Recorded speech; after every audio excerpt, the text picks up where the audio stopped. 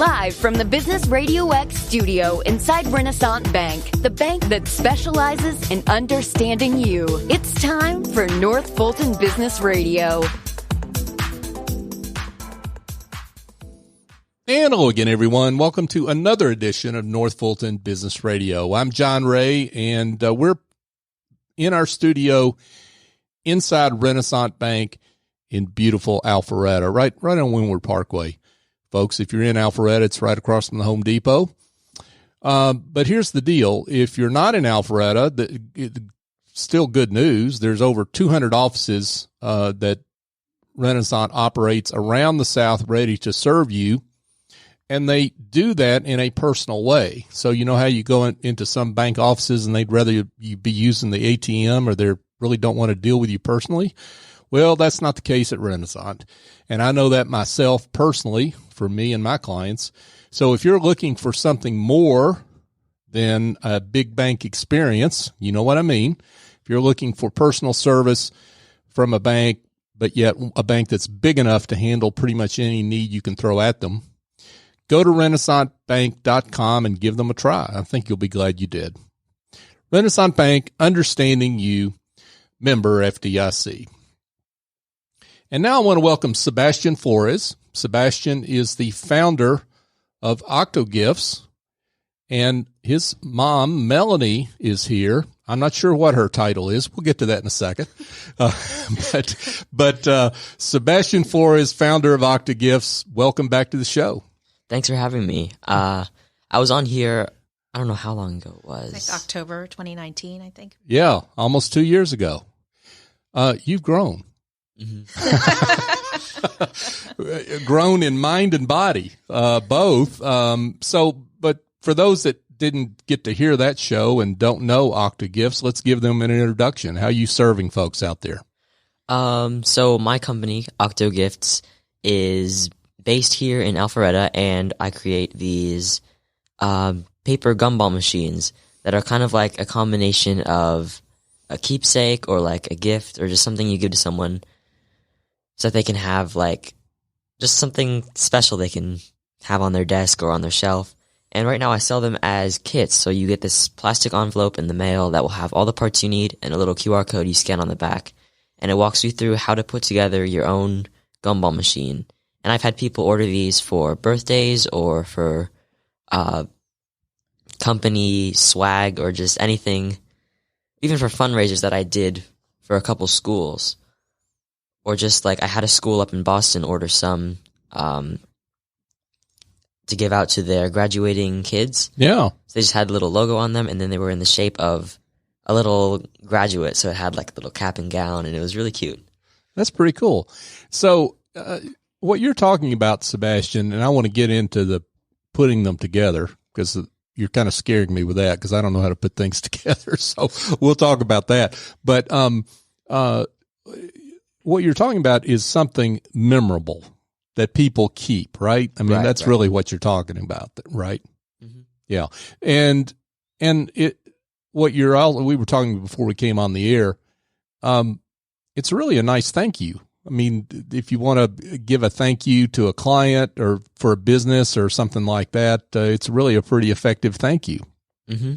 I mean, like you could write them a little card or a note or something that they'll read and then throw away. Or you could give them a candy machine that they'll put together and then put up on their shelf, and then you're always there. Your thank you stays with them. Wow, can't beat that. And everybody loves candy, right? Mm-hmm. So let's talk about how you came up with this product. How did that happen? I guess it kind of stemmed from, well, obviously a love of candy and a love of paper and origami and just figuring out how things worked. So when I was younger, I would put together these, I would find like recycling, like old boxes or scraps of paper or plastic, just old containers or like shipping boxes, and I would create these elaborate machines out of them. Like I made a pinball machine once that didn't work very well, but I made it. Mm-hmm. Yeah. And that kind of turned into working with paper and origami and then cutting up paper. And then for 1 year, I wanted to give one of my friends who loves candy just like me, I wanted to give him a little candy dispenser, but I couldn't find anywhere online that would show me how to do that. So instead, I just made one myself. So I took some stuff from our recycling, like a paper towel roll and an empty candy box, and I cut them up, and I sat on the floor with my hot glue gun, and I put it together, and I had a pretty rough candy dispenser, but it worked. And I wrote a little note on the back, and I gave it to him, and he loved it. And then that kind of stuck with me a few years later when I was trying to think of ways I could earn some money. So I redesigned the candy dispenser I made for him, but this time entirely out of paper, so I could just print off the sheets, cut them out, and then assemble them into candy dispensers. And I made them in the shape of a little heart, so it would be like a box of chocolates, but made out of paper that actually dispensed candy. And I sold them as a little Valentine's Day special for like $14 because February 14th. Yeah. And the few that I listed on my Etsy shop sold out in a few hours. So I made more and I put them up, and those sold out too. So then I knew I was onto something, and from there I just grew it, and I made more designs, and I made DIY kits, which I sell now. Wow. That's awesome. Now, why the leap? I mean, there's a lot of things you could do to make money, right? I mean, why did you decide to turn this into a business? Well, being the 13-year-old I was at the time, I couldn't legally go get a job, like a traditional job. Mm-hmm. And if I wanted to make money, that means I had to find a different way. And in the state of Georgia, you can, as a person 12 years and up, you can work on a family business, which this is considered a family business. So then I just needed a product, and it seemed like the perfect thing. It was something I'd made myself, and it was something I had a connection to. Awesome. Now, you've already had one employee that you've laid off, right? Yes, I have. We got to let folks in on this. Okay, Melanie, here you come. So let's talk about your role in the company, what it used to be, and what it is now. Well, when Sebastian was 13 and he came up with the idea for this, he asked for my help in getting the word out and growing the business. So from 2019 until early this year, we were working pretty much side by side, and I was helping him. You know, we got the website launched. We ended up incorporating new products and all that. But along the way, behind the scenes, he was also growing as a person. He started out as a 13-year-old and not sure how to get things done. He had some ideas, and now he's 15. He started high school. He's learning how to drive. He's buying his own clothes. He's basically doing everything that a teenager does as they're starting to become their own person. And this just kind of fell in with it. He started wanting to do more and make more decisions and find out, what happens if I make this call? And he wanted to know what it was like to actually make decisions and know that he was going to be responsible for the fallout.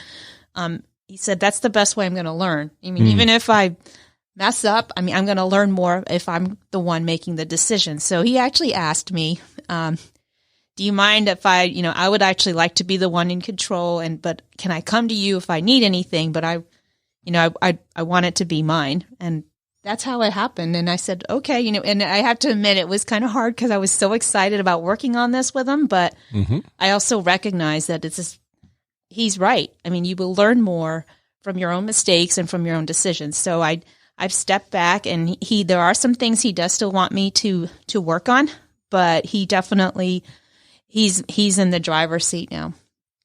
That's awesome. Now, did you have any misgivings, Sebastian, about having that conversation? It was a little tough. Yeah? Yeah, because I knew this was kind of her thing too, and she wouldn't want to step away so easily. So it was a little tough trying to approach her about it. But yeah.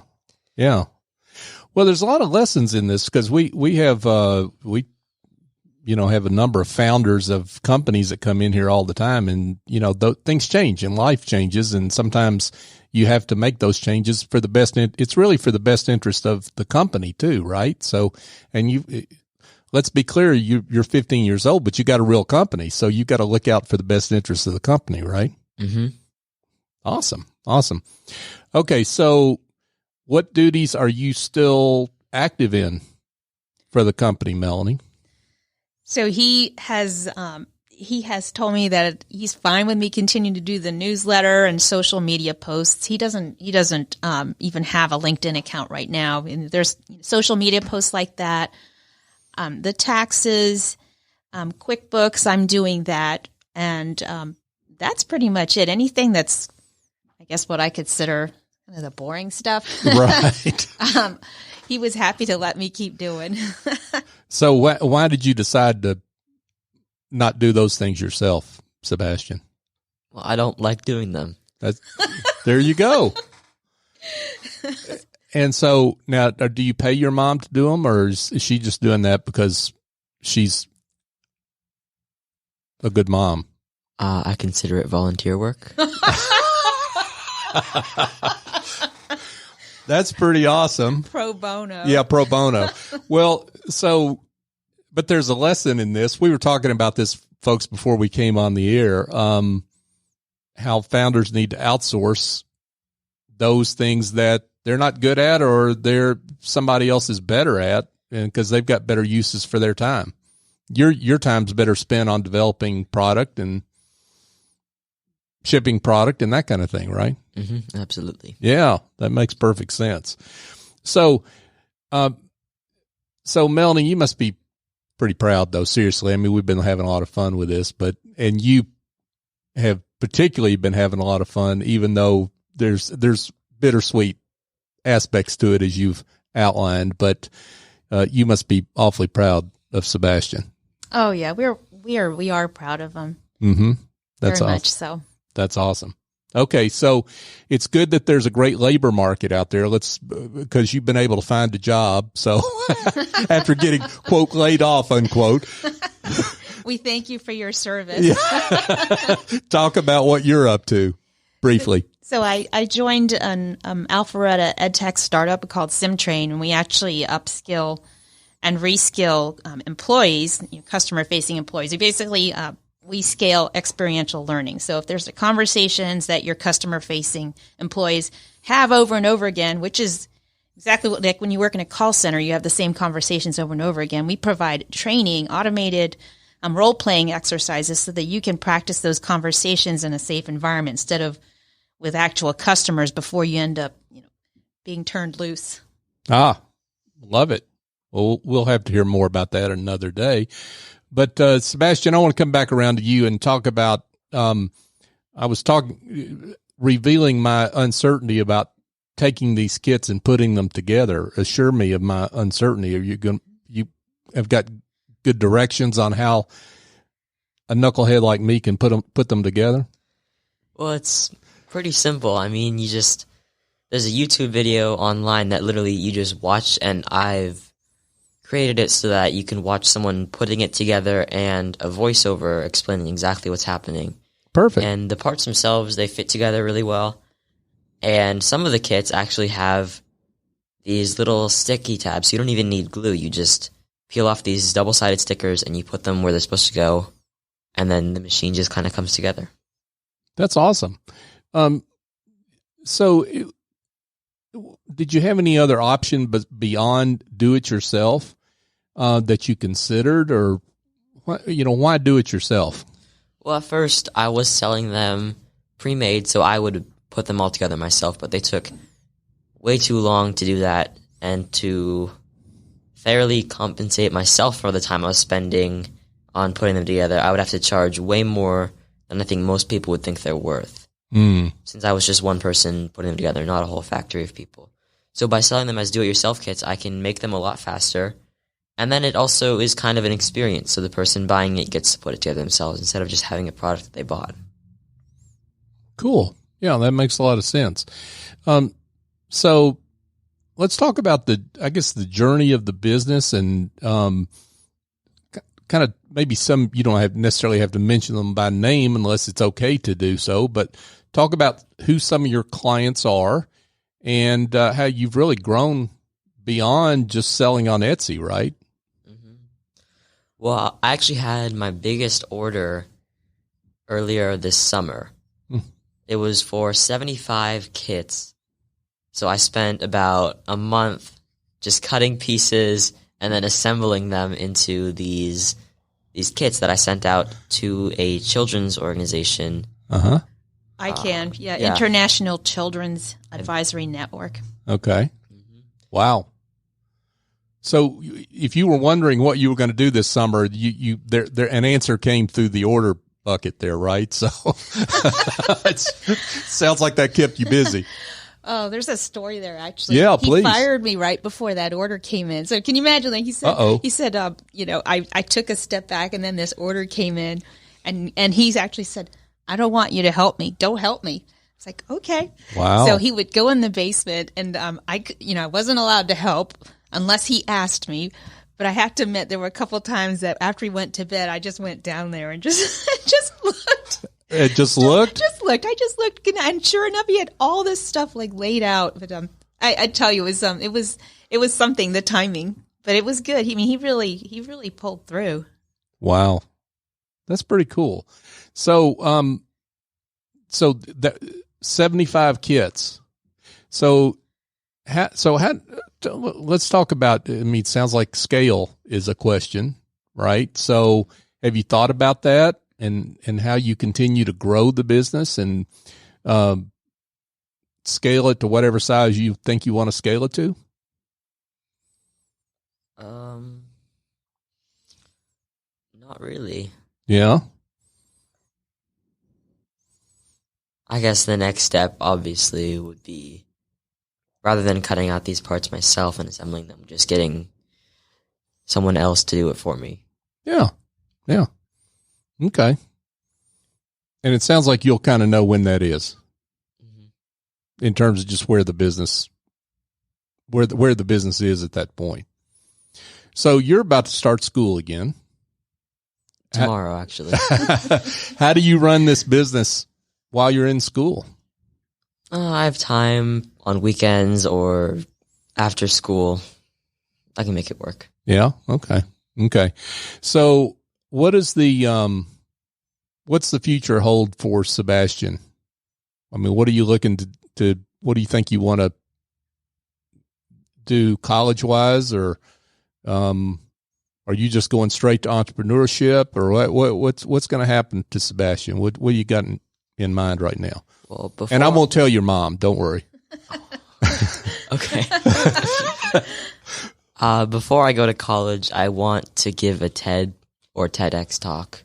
Oh, wow. I think that would be a great experience. Wow. And I do want to go to college. Okay. Somewhere out of state. Yeah. Okay. Awesome. You don't know anybody that's been TEDx, have you? My mom's given two. I do that. That's why I brought that up. Well, that's a pretty worthy goal. So what would your TEDx topic be? Oh, I guess something about OctoGifts. Yeah, of course. I don't really know. I mean, I have a lot of experiences I could talk about. I guess I was just picking one. Do you think that young men, women your age realize how much entrepreneurship is open to them if they decide to go in that direction? Or what do you think about that? Well, I mean, yeah, I think so, because there's people like me who do. I know other people who also around my age who run their own businesses, and I mean, it's kind of been opened up a lot more recently, so that it's kind of like everyone knows, entrepreneurship is a viable career path, and I mean, you can do it before you even graduate high school. So yeah, I do think people my age know that. And so for all those old people out there that old in mentality that don't think young people work that hard, you're working pretty hard if you're going to school and running a company at the same time, right? Yeah. He was up till 1, 2 o'clock a couple times during that. Remember that? He was down there burning the midnight oil in the basement. During the crush earlier this summer? Okay, gotcha. And folks, just to reintroduce, we're sitting here chatting with Sebastian Flores. He's the founder of OctoGifts, and he brought along his mom, Melanie Flores, who's unemployed. And Dad, no, seriously, she's has been advising Sebastian along the way. We kind of alluded to your TEDx talks, so let's shout that out, Melanie. Talk about what you have encouraged in your TEDx talks you've done. They're pretty similar in that they're both about encouraging young people to be creative and innovative. And so the first one was about my work with very young children, kindergartners actually. I had a very supportive colleagues, and they joined with me at this Montessori school up in Boston to help us create an engineering workshop for kindergartners. So they were designing shoes out of household scraps. But that was with the younger set. And then the most recent one was with TEDx Alpharetta Women. And that was about how to encourage girls to stick with STEM and to get their hands dirty using tools, and to never stop thinking about ways to repurpose things to solve problems. So they're both similar in that way. It was about just getting kids to think creatively and to put their ideas out into the world. That's awesome. So, Sebastian, I want you to give advice to young people your age. I was kind of going there earlier, that maybe want to start their own company. What kind of advice would you give them? I would tell them that there are plenty of networks that exist already to help them on their journey. So I'm sure like in Alpharetta or in Atlanta, there are many tech development centers like ATDC or the Tech Alpharetta. Yeah, Tech Alpharetta, that are just full of people who have lived the experiences that they're about to have and can give them advice on how to run things, and just know that it is okay to ask someone for help if you don't know how to do something. So that's great advice, Sebastian. And I know that there's a lot of folks out there that would value that. And, but one of the things that young people need are parents that can kind of step away at the right time too, right? And allow you to do what you asked to do, which is to be able to learn by making mistakes. So Mom, you might want to give advice to parents that, like the helicopter parents out there. We know, right? We know that maybe lean in too much. And what do you think? Oh gosh, I mean, I have to say that it is not easy, and I know that I've ventured into that territory myself, and my kids are quick to point out when I'm going there, so I'm grateful to them. Yeah. I guess I would just say that I think the things that the three things that I think kids need if they want to become entrepreneurs is they need time and space and permission. And from time, I mean, make sure that you give them a chance to get bored. Don't have them so tightly scheduled that they don't have time to get bored. And I think that there were a lot of long periods of time where Sebastian was just sitting around while his brother was at karate or swim practice. And so he would get bored. So he'd find things to do. And that act of finding something to do is incredibly, I don't know, it's like fertilizer really for the mind when it comes to coming up with an idea for a business. So there's time, and then there's space. I would say now this might not fly with some people, but I actually don't mind when he's messy as long as he contains it to his room. But I feel like a messy mind, actually, sometimes you end up combining things that you would not have thought to combine because they're sitting there together. Instead of putting something away, you have it sitting there next to something else. And sometimes it just takes looking at those two things sitting next to each other that shouldn't be. And then you're like, hey, I wonder what if I did this and this? So, and then the third one was permission. I think it's just permission to just try things and to fail. Just permission to just answer that question for yourself. What if I did this? Wow. That's awesome. Well, congratulations to both of you for the journeys you're on. That's awesome, and for sharing your story. I mean, because it's hard to come on and maybe talk about the dynamics of a family business. So, thank you for doing that. So, Sebastian, let's get to the most important question, which is for those that want to be in touch and learn more about your products. Let's give them directions on how they can do that. You can visit my website at www.octogifts.com. That's OctoGifts.com.